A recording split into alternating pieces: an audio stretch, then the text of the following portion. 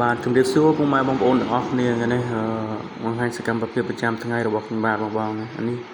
សកម្មភាពបាញ់ថ្នាំរមាក់បងនេះរមាក់ជួសជុលមកទឹករមាក់គេយកមករៀបចំបាញ់ថ្នាំឲ្យស្អាតតុបតែងវាស្អាតចឹងណាបងបាញ់ពណ៌ប្រភេទពណ៌អានេះគេហៅពណ៌តាយោបងពណ៌តាយោទឹកយើងហ្នឹងដល់ពេលរៀបចំបាញ់ថ្នាំហ្នឹងទៅវាស្អាតបងហ្នឹងហើយសម្រាប់បងប្អូនណាដែលមានរមាក់ចាស់រមាក់ចង់ជួសជុលឬចង់យកមកបាញ់ថ្នាំឲ្យថ្មីឲ្យស្អាតវិញដូចថ្មីនេះបងប្អូនអាចតំណតំណងខ្ញុំបាទបង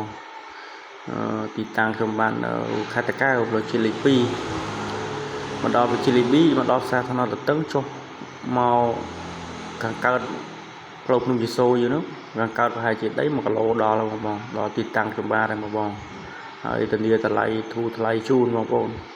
មានទំនុកចិត្តនេះបងប្អូន